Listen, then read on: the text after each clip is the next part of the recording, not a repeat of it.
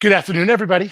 Welcome to episode 9 of the Renegade podcast. Thanks for joining me. If you're not joining me live, thanks for listening in after the fact.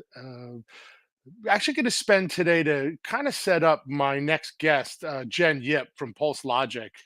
Very happy that she's going to be coming on with us. She is an incredible mind. Good friend of a good friend is the best way that I could put it. But she's going to give us some great insight on the advertising market and generally advertising and how it's changed. Um, and I'm really looking forward to it.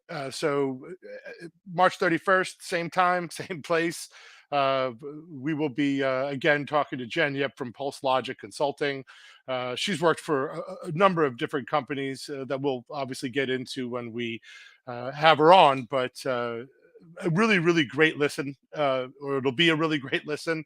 Again, the insight that she's going to give us, because so much has changed, and ultimately, that's kind of what I'm going to hit on today a little bit, uh, in preparation for that guest, or in preparation for Jen, is that change. It seems like for the past couple hundred years of insurance, or call it 100 years, 150 years of insurance. It's been longer than that, but nothing's changed, or nothing had changed for so long.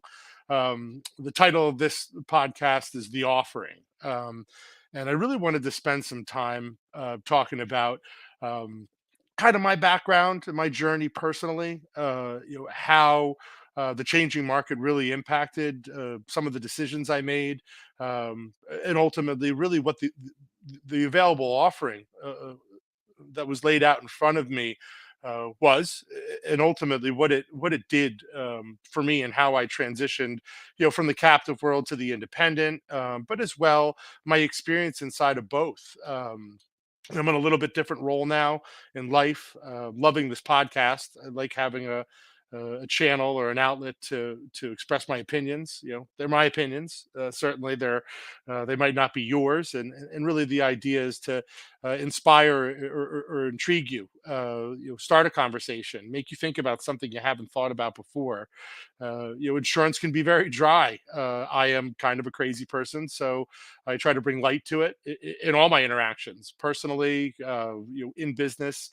It's something where you know, life is troubling at times, and it's nice for to make it fun, right? You spend more time at work than you do with your family, so I try to brighten it up, no matter what venue I'm in, whether it's a podcast or a board meeting or whatever it might be. So um, as far as the offering goes, pretty much up until a couple years ago, we really didn't have um, a ton of entry points, right? We had captive, and then we had uh, the independent channel, right? And if you were going to choose captive, or captive chose you at a level, and you engage there, and for those who might be new to the industry, or just thinking about it, the captive channel is your state farms, your farmers, your all states.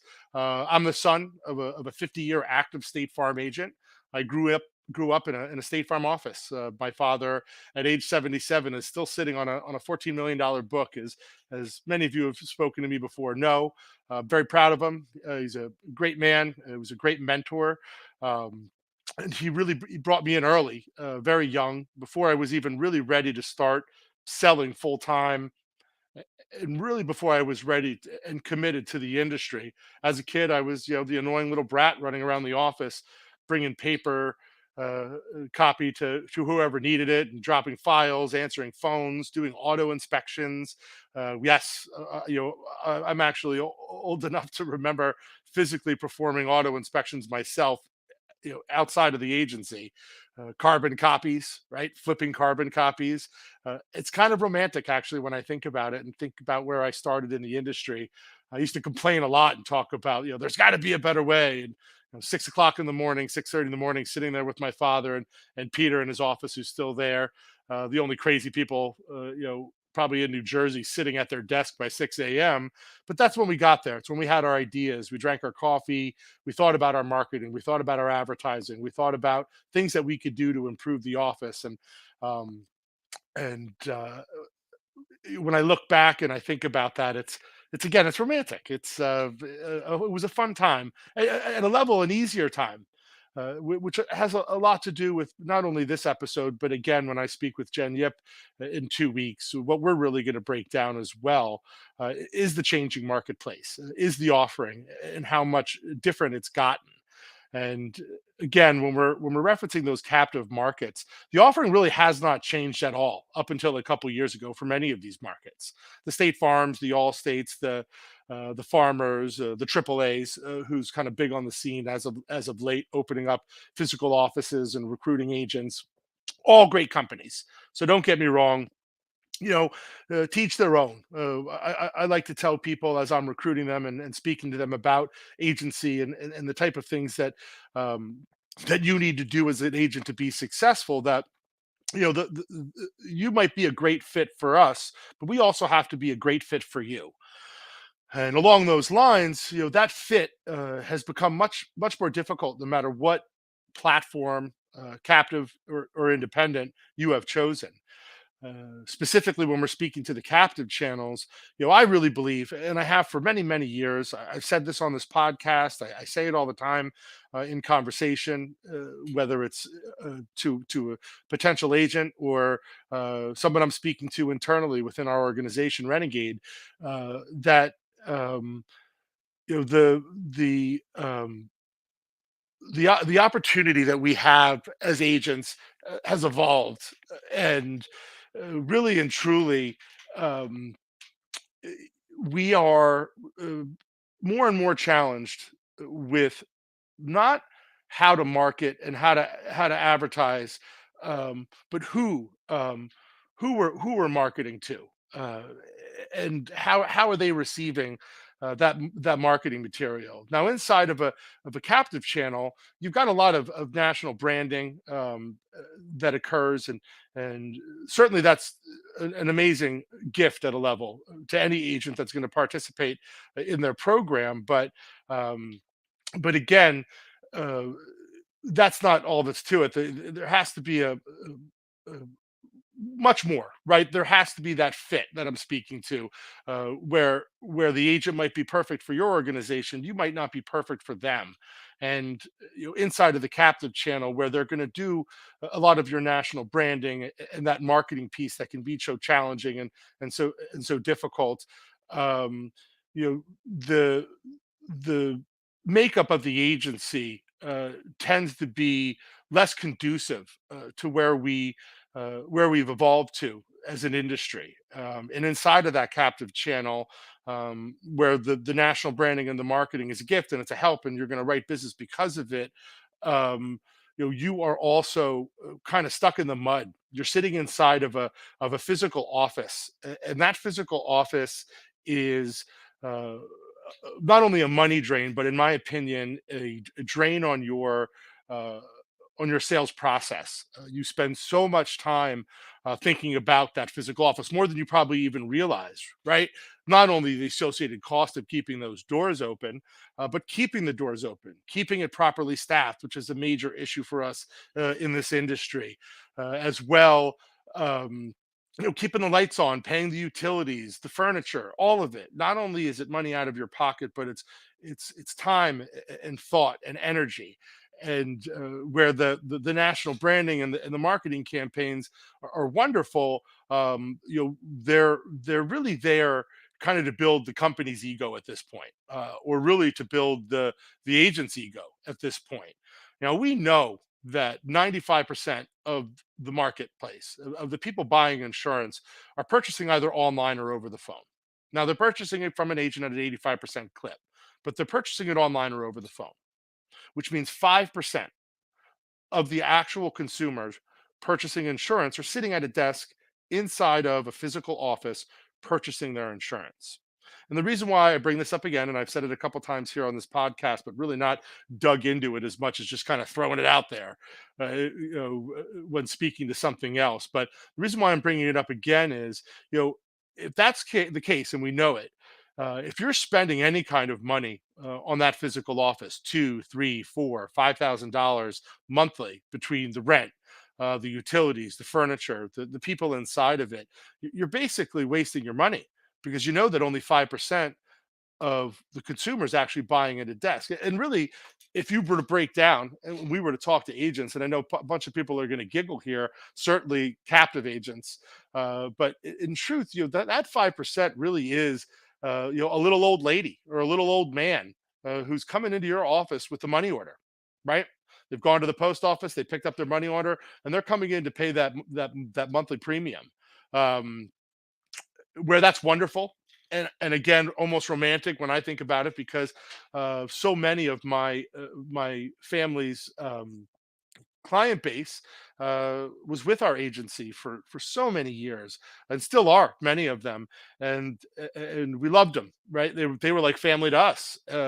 People whom saw me, from diapers to managing the office. So we had a relationship with them, and where we loved the interaction.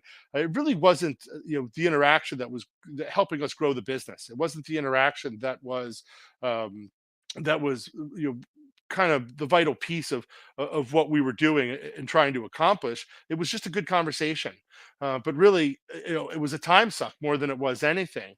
That person or persons, every time they came into the office with that money order, were taking someone whom I employed, or someone who my father employed, out of the game for 30 minutes, for an hour, every time they came in.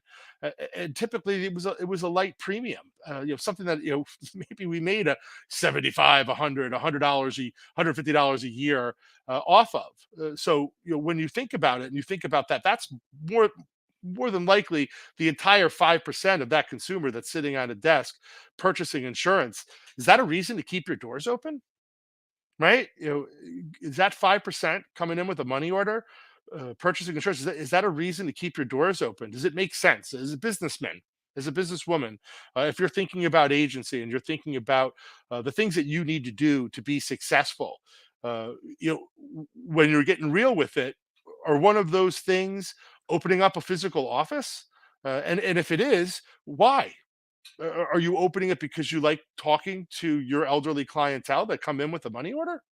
Or do you want to build your ego? Because outside of that, again, and I'm sorry to repeat it again, that really is all you're building with the physical office at this point, because you're not building a book of business as a result of it. Again, we know 95% is actually uh, buying their insurance online or over the phone. Now, again, from an agent at an 85% clip. So it's important for us to exist. But really and truly, um, that physical agency, that physical office that you are opening up, is just a drain, right? What could you do better with that money, that $5,000 you're spending? Because there's a lot to do in agency. There's a lot to do to find that success that we all want. Marketing programs, lead generation, referral partnerships, all of them cost money. And if I'm trying to give my best advice, not just to my own agents that we're bringing on here at Renegade, but to any agent that's listening to me right now, get out of that rent. Get out of that rent and take that money and invest it into a superior website. Right, open up that superior website that's going to afford you an opportunity to promote it via SEO, which, for people who don't know, search engine optimization, which has also evolved over the years, but is still a very, very viable way to build a book of business. But dump your money um, into SEO, build that website. Right, the initial investment might be $2,500, $5,000, which again is 1 month's rent inside of an office. Now, once you've spent that money, you're going to spend another couple, two, three, four, $500 a month trying to promote that. Whether, again, keyword phrases is kind of the old way to do it, but you get my point. Build that website, build an impression online with it, and dump money into it to attract people. Right, that's how we know they're shopping. So to not do that at a level is kind of ignoring the truth of where we are now. So open up that website and dump your money into SEO, and build your agency that way. Make sure that you're taking advantage of your centers of influence, right? Instead of spending it on the physical office after you've opened up your website, and now those associated costs are kind of defined, right? $500 a month, $1,000 a month relative to how heavy you want to get in. I know people, one of them being my father, who spends north of $5,000 a month through their social media platforms, uh, and everything that they're doing from an SEO standpoint to promote their agencies. And the reason why he's doing that, the reason why many of us do that, is because people are shopping online, and they're shopping after hours a lot of times when our doors are closed, that physical door that you've got open for some crazy reason at this point. But they're buying online and over the phone. When they're doing that, they're a lot of times doing it after hours. So having that superior website, that functionality, that ability to cater to how people are shopping, is going to rate you business without you having to do anything. I say that, and we all have our horror stories about after hours quote and buying.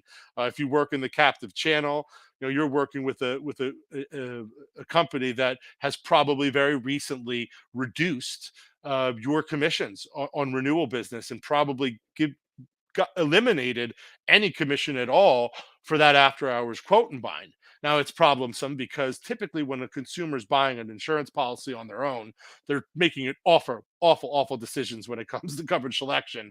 And that kind of welcome phone call that you all should be making. Certainly I did, or someone in my office did, or my family's office did. You make that welcome phone call saying, "Hey, thank you for for buying coverage through our agency, and at the time with State Farm, or when I was an independent agency, I'd like to take a moment to introduce myself and discuss some of the coverages that you chose, whether it was typically auto insurance, but almost always state required minimums. And I'm a Jersey boy, so we have PIP in Jersey, and that is a big issue because people don't really understand it, and they lean on us as a fiduciary, as an agent, to explain that, and it's complicated. But important at the same time. Certainly, it can be impactful to your family, to your well-being, to your livelihood, to your financial livelihood, if you make the wrong decision. And so that after-hours combine a lot of times ends up being a lot more time-consuming than even new business, because they've already selected coverages, and now you're having to talk them out of a decision they made on their own. And they're looking at you saying, this guy or this girl's trying to talk me into higher prices. They just want higher commissions. When in truth, we're trying to protect you. A true agent, a true fiduciary, it's not price. The value is in the advice that we're giving, and what we know about the product that we're selling, and ultimately the claims process. What's going to happen, and that's why we buy insurance. But again, when it comes um, to that captive agency, and ultimately the things that you're doing, we obviously we're talking about SEO now, but imagine you're not as tech savvy, and you're more old school, and referral partnerships, and direct mail might be your bag. Think about how much more effective you could be with the type of money that you would free up by getting rid of that office space, would create for you. Think about that opportunity, by way of, of if it's lead gen, how much more you could purchase, but also the quality, right? There's a science to lead gen, and that science is going to be by how you filter, and ultimately what type of lead you're acquiring. Who you're acquiring it from. Sometimes you hit gold with a specific lead provider, and we'll try to repeat it, and that second list is never as good as the first. But imagine again having the financial flexibility um, to buy whatever it is that you want. That warm transfer that's $35 or $40 a pop, that seems unattainable because God, I have all these bills. And where I'd love that warm transfer, and where I appreciate the statistical success that was billed to me when they're trying to sell that product. Where am I going to come up with that money to really make it effective? Right? I'm going to spend $2,000 a month. I've got this office expense, I can't afford it. Well, again, that's why you don't have that office expense anymore. The 2022 and moving forward agent should be jumping into that office so that they can have that flexibility, if they're a lead gen guy or gal, to buy those leads, to and to buy a higher quality with a ton of filters and make it more effective. We all might have been lead gen people. And the whole kind of cliche, you're either lead gen or referral based. Might not even be a conversation. Everybody might be lead gen because we all have the money at our disposal to spend. But outside of the lead gen, what about referral partnerships? Typically they're not symbiotic. These people need something of value from us. Is it monetary? Well, obviously that's going to be capped by the Department of Banking and Insurance and the federal government, but we're restricted there. But we need to establish these relationships somehow. And typically that's going to be at lunch. It's going to be somewhere outside of an office space, shaking hands, meeting these people. That's hard to do when you're stuck to a desk. That's hard to do when everybody in your office is stuck to a desk, right? How are you to get out, and how are you to meet these people if you're tied to that desk? And ultimately, if you can't afford to pay for the lunch, scratch agency is wildly difficult. Forget the office space. Just building that book of business on its own is wildly difficult. And not just in insurance. It's one of the toughest things you're going to do, or that's done in business. Scratch agency. I love when people kind of poo-poo what I do, or I hear them negatively talk about insurance agents and who they are and what they are, because they have no idea. That 1%. Of individual, which is typically who we all buy our insurance from, right? Believe it or not, 1% of the agents in this country really kind of hold the entire market. That elite class of individuals who's a true fiduciary, and respects their job, and ultimately kind of the power that they wield, because so much of the advice that we give comes true when it comes to that claim, and ultimately the coverage advice that we gave. And again, um, there's such a small percentage of us that are kind of doing it right. Even when you're doing it right, it's a wildly difficult thing. That first 2 years of agency, building 40, 50, $60,000 in new business premium month over month, where you find it, how you build it, is challenging. And the more money you can have and the more time you can have to throw at it, the more success you're going to be able to find. Um, and again, referral partnerships. I was a big referral guy, whether it was a real estate agent, mortgage brokers. I spent a ton of time fostering and nurturing those relationships.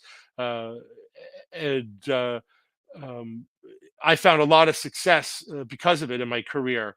I remember back in the day when I was with State Farm, every September or August, really, I would uh, drive out in Franklin Park, New Jersey, and the whole, New Brunswick and Princeton area, and I drive around all the different condominium and apartment complexes, because there was tons of them in Plainsboro, Cranberry, that entire area.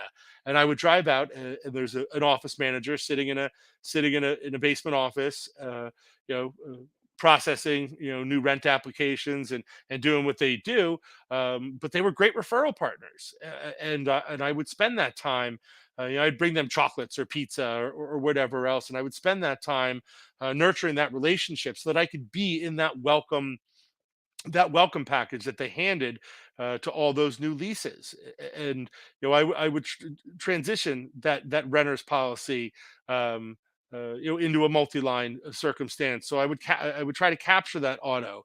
And the reason why I would do it in August and September was because of Princeton University, Rutgers. There were so many students and graduate students that were looking, uh, were moving back into apartments, and that was really when we beefed up our renters advertising and marketing, and attacked it. But beyond uh, the the SEO, beyond the referral partnerships, beyond the lead gen, a lot of it comes down also to service.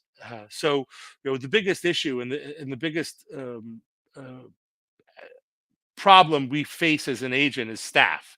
I think I could say that, with 100% certainty that every agent in the country at this point struggles when it comes to staffing. And again, we've been doing it the same way as an industry for 100 years. Call it 100 years. I know it's been way longer than that, but 100 years.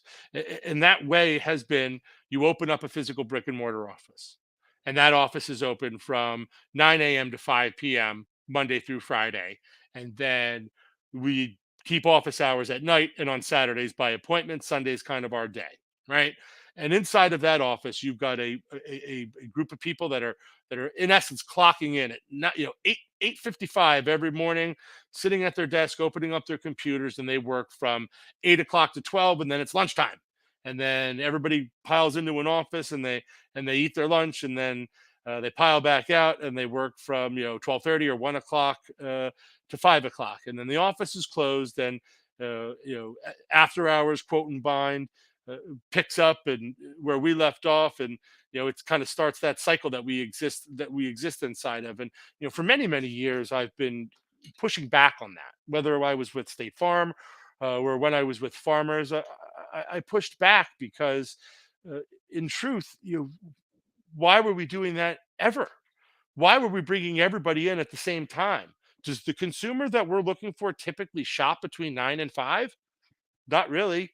How often do your phones blow up at lunch when everybody's sitting there with your phones on answer because you're eating lunch, and no one's picking up that phone?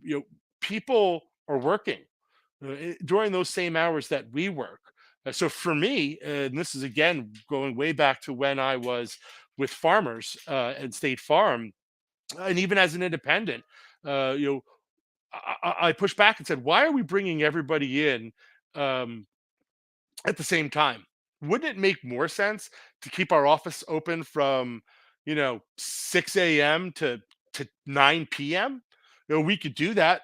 Certainly, in my offices, we had individuals that were, you know, late sleepers or late to bed. And they didn't like waking up early, right? They were kind of useless when they first got in the morning. Why not take that individual and tell them, hey, come in at 11 o'clock and work until 9, or come in at noon and work till 9. But certainly there's the individuals like me, like my father, like Peter in our office, that like to be at our desk at 6. From 6 a.m. to 8 a.m. I got all my busy work done. So from 8 a.m. to when I left at typically 6 p.m., it was just full on business mode. I was figuring out ways to create appointments, or I was in an appointment, or marketing. I was on the road. I was shaking hands, but I was utilizing that time during the day to actively solicit new business. Um, but but again, we all didn't need to be in at 6 a.m. to do that. It was much more beneficial, or at least it seemed much more beneficial for us to stagger employees in, or really not bring them in at all. The nature of what we do doesn't require a physical brick and mortar. Um, we answer the phone. We're on a computer all day.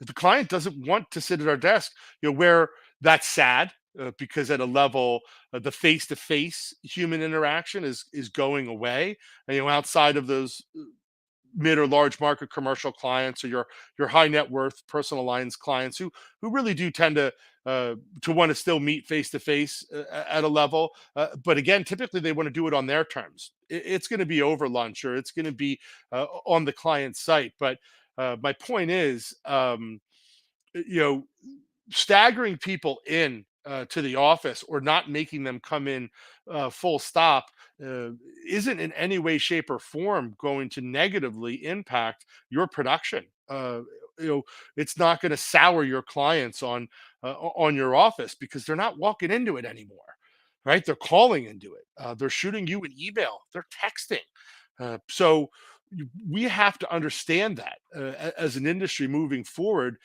and adapt to it. So much of what we're doing right now, and what I'm watching these companies do, is so reactive to sales dropping, uh, and, and people gravitating to different centers of influence. It's, I just got a note. Do I even need an office? No. You don't need an office. Or I just got a message. No, you don't need an office at all. This is exactly what I'm speaking to right now.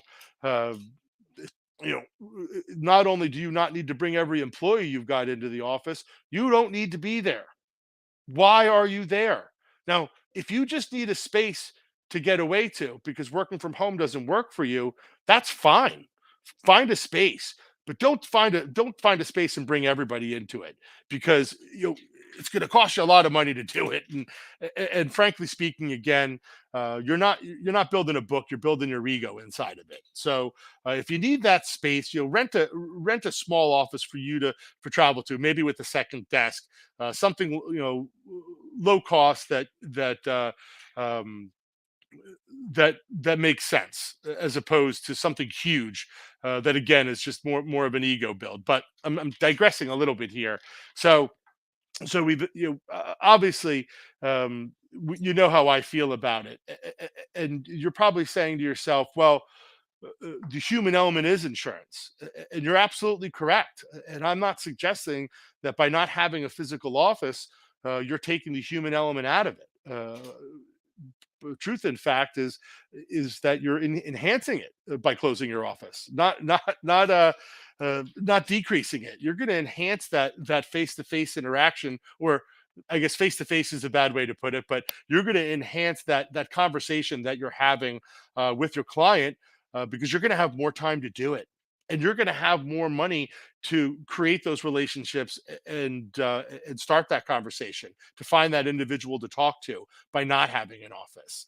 Um, the idea behind my thought process has always been, if I'm not tied to that desk, it frees me up to spend more time in the marketing process, to spend more time inside the sale, to spend more time, generally speaking, understanding the marketplace, understanding the means in which I have to contact people, and within that, what I can do, what financially I can afford to do.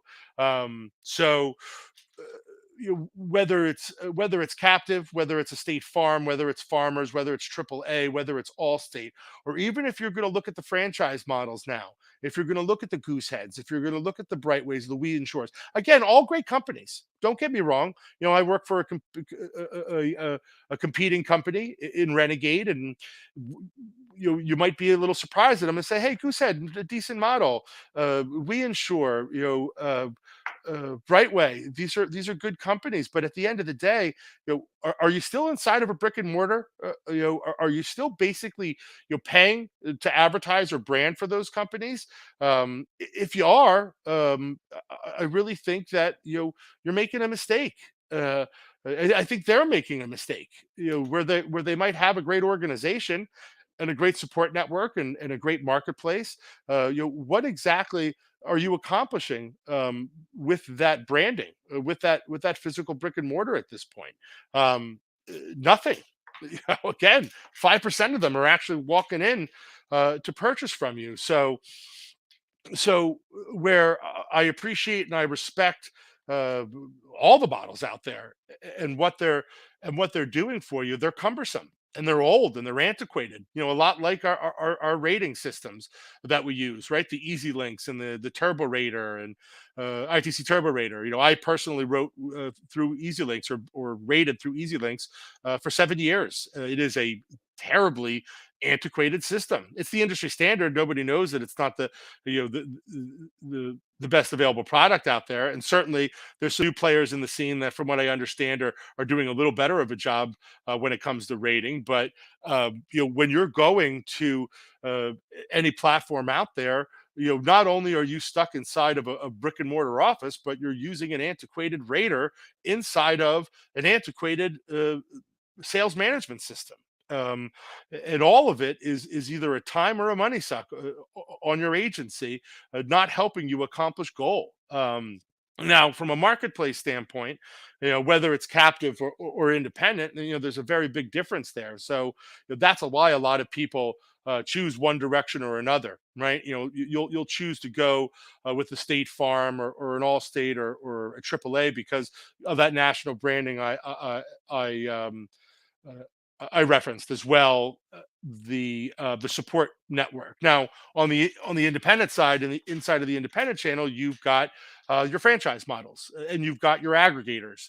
Now, I'm not going to spend much time talking about aggregators because I wholeheartedly think that they are kind of like insurance training wheels. Anybody who's worth a darn in this industry is not going to ever align themselves with an aggregator, uh, because they're just the model where it's a phenomenal way for someone, again, with their training wheels on, to learn the business. It puts you uh, um, in a position where uh, it's a speed game, and I'm losing my words here. It's a speed game. So with an aggregator and inside of that model, you're waiting too long for your quotes. You really are not going to find a lot of success because by the time you've gotten the quote, it's gone already. Unless you have a different type of relationship that I've heard of and personally experienced with that type of platform.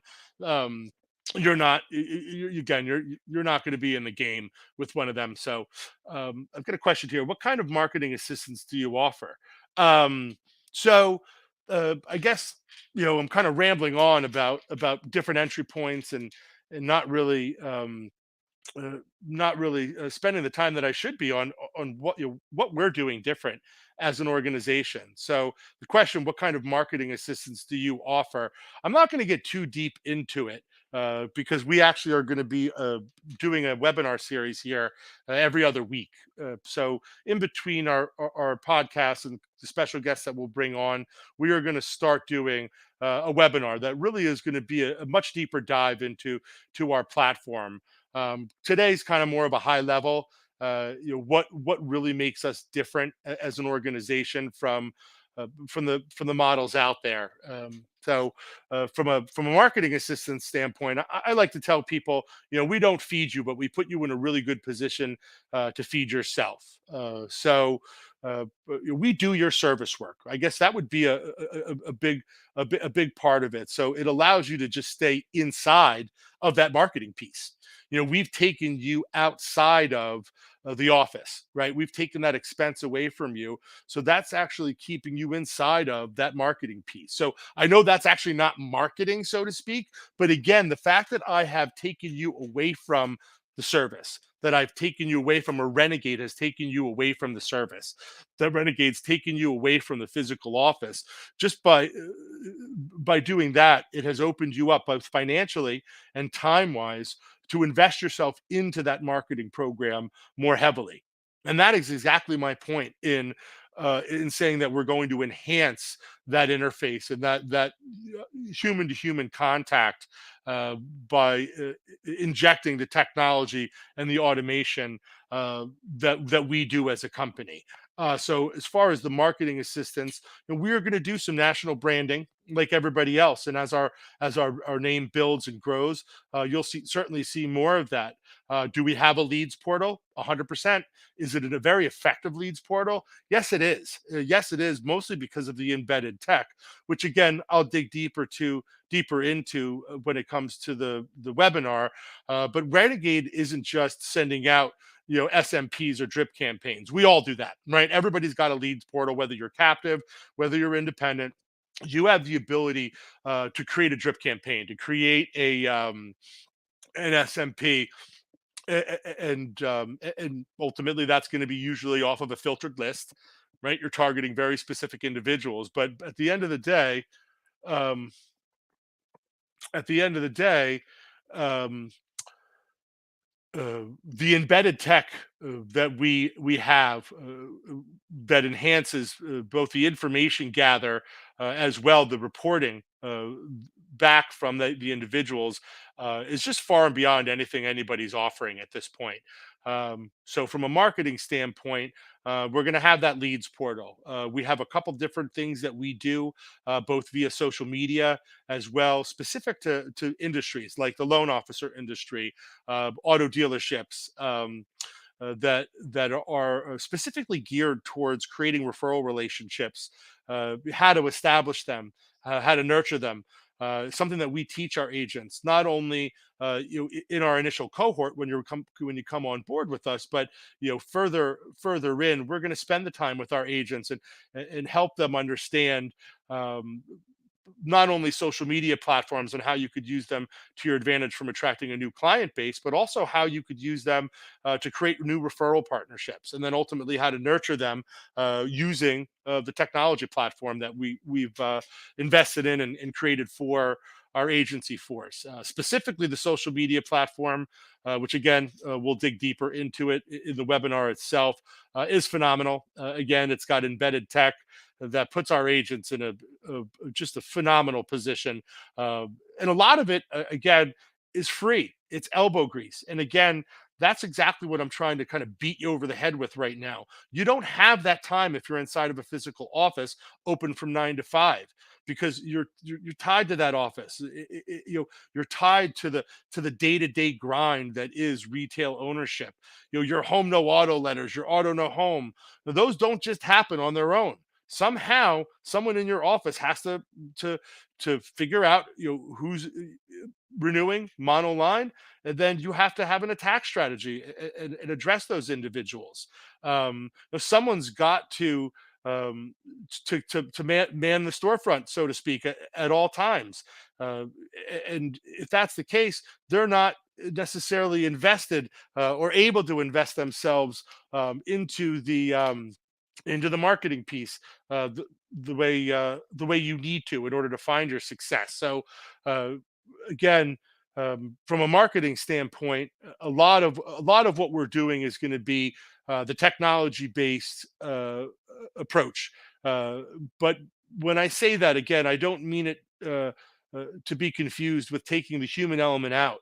When I say the technology base, so much of what we offer our agents through our platform is kind of doing that work for you, allowing that all you need to do is have that conversation, right? It's freeing you up to have the conversation. Our tech is going to help you find the individuals. It's going to help you uh, start the conversation, but then it's going to be up to you to continue it, and to put that business on your books. But uh, from a marketing standpoint, again, there's a ton that we have going on for our agents, both from a technology side as well from a learning side, teaching our agents how to utilize a lot of the systems that they're already inside of, the LinkedIn's, the Facebooks, the TikToks. We have an agent that finds a lot of success. He does these really funny videos on TikTok, and why not? He's finding business from it. If nothing else, he's building a rapport and a name for himself. But what he's not doing is sitting on his hands.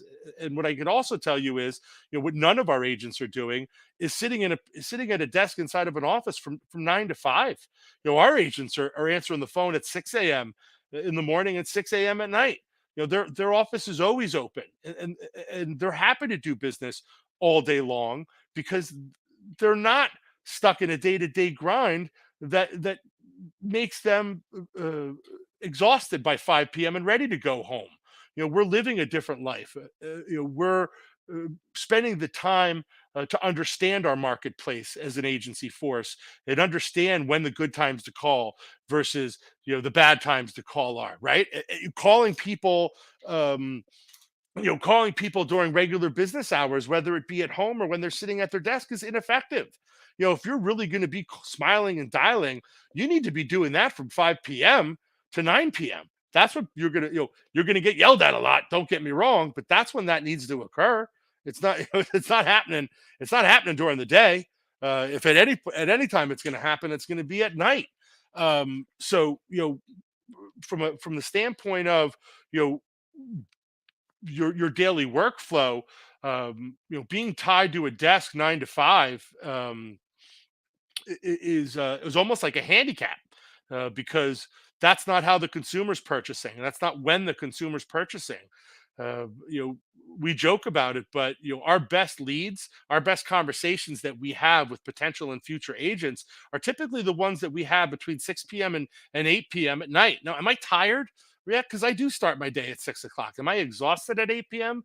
when I'm having that phone call? Yeah, But you want to know what? It's my favorite phone call of the day because the person I'm talking to is the most viable person I've talked to all day, usually, right? And the reason why they are is because they didn't have time to talk to me because they were busy working during the day, right? They were selling policies. They were meeting with their referral partnerships. They were establishing new relationships and new partnerships. So um, the 9 to 5, bringing everybody in at the same time, uh, Monday through Friday, is ineffective. And again, inside of our platform, something that you would get to escape.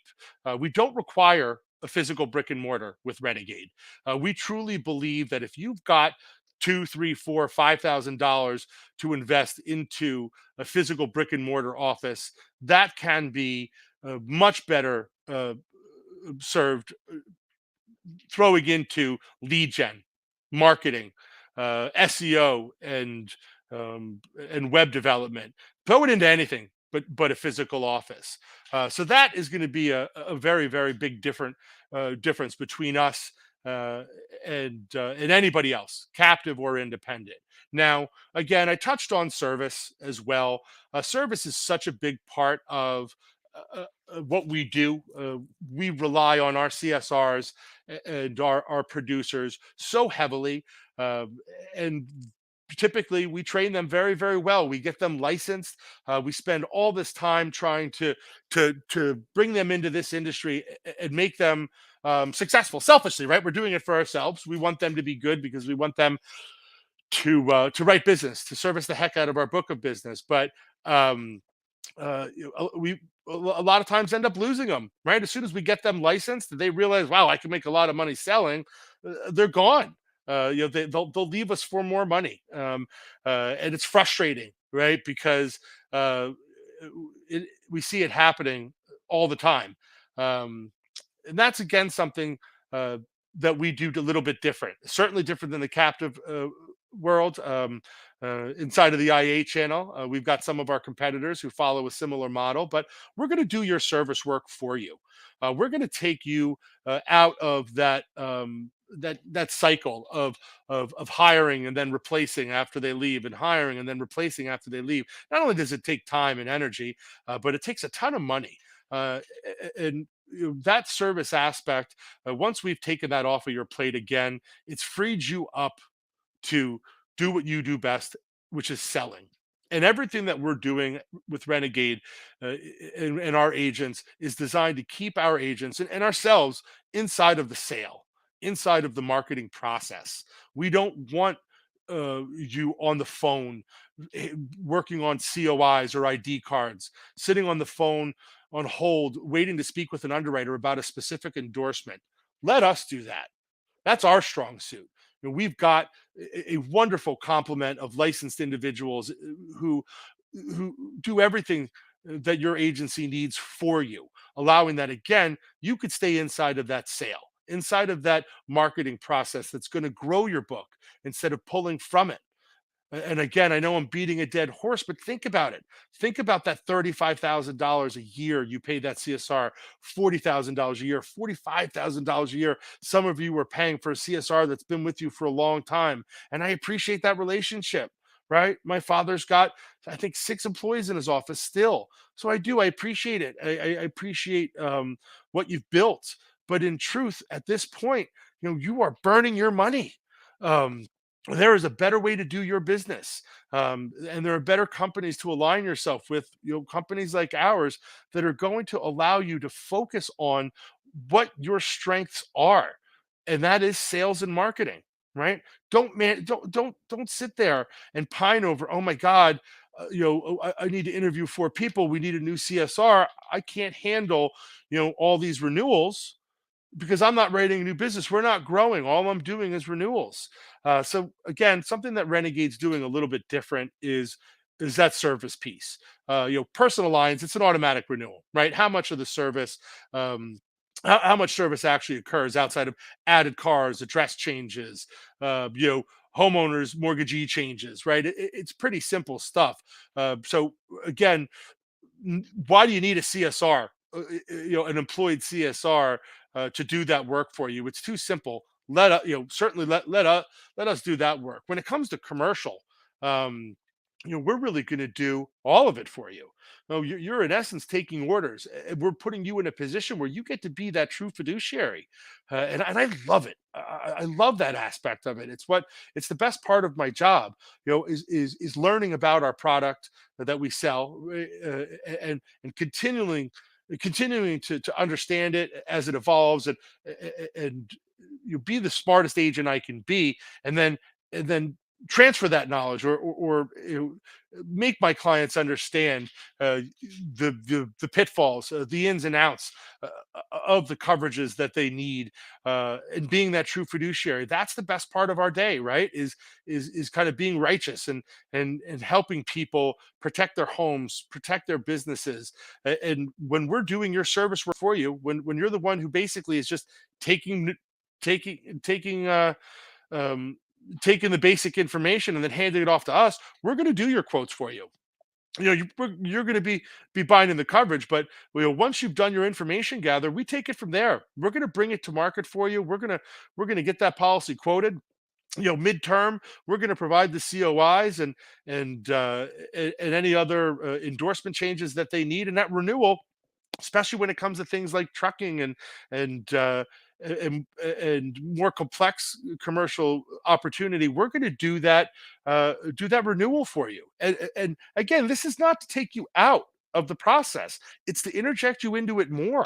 We want you to be client facing more, not less. We want you to stop worrying about home no auto letters on the personal line side. Stop worrying about renewals, right? We're going to handle your rate increases for you. When that happens on the personal line side, we're going to bring it back to market for you. And we're going to provide you with those quotes so that you're proactively calling your policyholder prior to a renewal, allowing that you know you're not just reacting to an angry client who's calling about a rate increase, or potentially someone who's already left your office. But the point is, it's automated, it's done for you, so that your time is now spent inside of the kind of the nurturing conversation. Oh, hello, Mr. George, it's nice talking to you. Just giving you a heads up. Your auto rates just went up at renewal, and I've got some better options for you. It might be time to make a switch. But again, that conversation is proactive, not reactive. You're calling him before he even realizes the rates went up, and making him aware that there are better options through your agency. And then you're just kind of booking the business. But the point is, again, you're not having to do that. It's being provided to you. Your job, whether it's personal lines or commercial, is to be that true fiduciary, to be that confidant, to be that agent, and that's it. We want to do your busy work to allow you to keep selling. So, again, that service piece is a phenomenal advantage to our agents who are aggressively trying to grow their book of business. Certainly, I fell prey to it myself when I hit that kind of 1.5 million benchmark as an agent when I was in the independent channel. It got difficult. I had a couple producers, but they really weren't great service people. They were good salesmen, and I had salesmen, actually, and saleswomen, but uh, they weren't good at the service side of it. And I'm very good at it, but I'm also really good at selling. And I got to that 1.25 million, 1.5 million, and I found myself spending way more time servicing my book of business, and not growing at all, not spending the time inside of my marketing program, having to miss that lunch meeting that I wanted to pop out of my office for, because a I didn't have time. My phones are ringing off the hook in the office with people that needed a new ID card, that needed a binder, that needed to talk to me about something. So, um, that service piece that we're giving our agents is invaluable uh, to your agent's success, or your agency's success. Now, outside of the lack of the brick and mortar and the service piece, which really are, certainly, if you were comparing us, Renegade to the captive channel, it's night and day, right? It's completely polar opposite from that experience. But outside of that, again, it's going to be our technology platform. The technology platform itself, both our raters, We have both a personal lines rater and a commercial lines rater. First in the industry with a commercial lines rater. That's not going to do anything complex. So before you go, wow, there's no way they have a commercial rater. Blah, blah, blah, blah. I can hear people grumbling literally as I say that. We do. It is functional. It's not doing anything complex. Don't get me wrong. You're still one off quoting a 90 unit trucker. Of course, we don't have a rater that's capable of that, and I don't know that anybody ever will. But what we're trying to do is is um, is take you away from that that 1 day, 2 day, 5 hour wait on simple things like a general liability or a BOP, workers comp. Those should be instant to you, right? Because they're instant to anybody who's rating it. So whether it's direct access that we're giving you to the market, or whether it's someone on our team quoting it, or whether you're going into our commercial rater, um, we do have a commercial lines rater, but a personal lines rater. And I'm not talking about Easy Links or ITC Turbo Rater. I'm talking about, excuse me, a rater that we built. First and foremost, we are an IT company, and the raters that we have, frankly speaking, are best in business. Easy Links and ITC Turbo Rater, again, industry standards, really, really great systems. Everybody knows them to be the industry standard, but at this point, they can't hold our water because ours was built specifically for our agents and for our platform. We're not worried about a one size fit all product. So it puts our agents at a distinct advantage, especially when it comes to the speed game. Our agents inside of our rater, specifically when it comes to auto, are the fastest game in town. And I say that I don't want you to misunderstand what I mean. I don't believe in a speed game in insurance. I believe in a value sell. Again, I've spent a lot of time and a lot of breath talking about being a fiduciary, and I believe in that. Uh, and when it comes to home, when it comes to commercial insurance, we need to be that true fiduciary. But when it comes to auto insurance, it's a speed game. People have a predetermined rate in their head. They're paying $800. They think they should be paying $600. First person that offers them $600, they're going to, even if $400 exists, right? They've got a $400 rate available somewhere else. That $400 rate, they might never see, because the first person that gives them six, they're gone. They're in the wind. So do you want to be that person offering them six, or do you want to be the person that's catching that wind? And inside of our platform, and specifically our auto rater or comparative rater, we are the fastest game in town. You are hello to bound inside of 5 minutes with 13 different carriers quoted. So it is a remarkable piece of technology. The management system itself, if you're used to popping in and out of three different sites every day, right? You've got a leads portal, you've got a management system, and then you've got a comparative rater. Imagine just having one platform.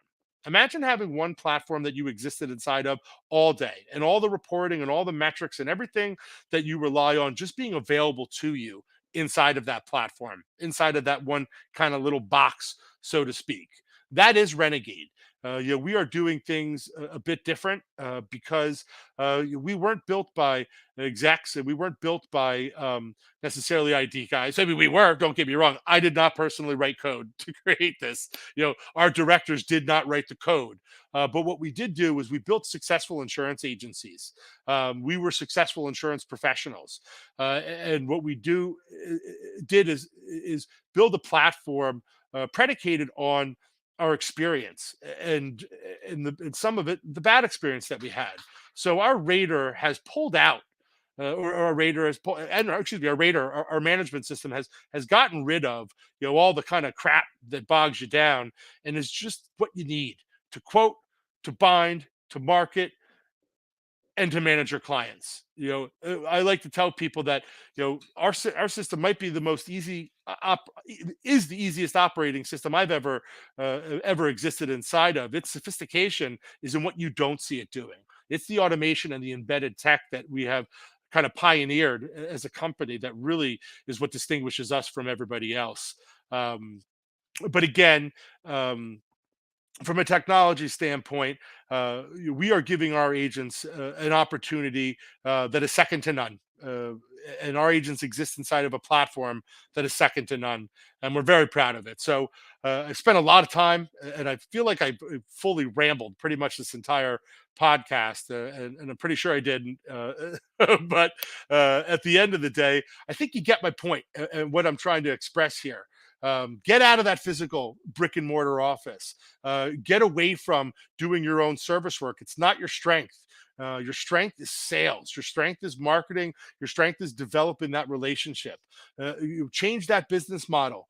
Okay, you don't need to be at your desk 9 to 5, and you certainly shouldn't be working during not working during lunch and taking lunch. You need to be working during lunch, and the only way you can afford that is to get away from that grind, that same 100-year-old m- grind that everybody's been doing. Find something new. Do something new that's going to help you build that book that you so badly want to build, and align yourself with the right people and the right partners. And that's about it. I thank you all for the time and for listening to me ramble today. Again, March 31st at 12 noon, I'm going to have Jen Yip on. You'll hear a lot less of me and a lot more of her, a lot less rambling and a lot more just amazing content on how we can improve uh, our advertising based on how much this industry has changed over the past couple of years and who we need to be marketing to. So sorry for the ramble. Thanks for the time. Uh, I'm your renegade signing off. Thank you.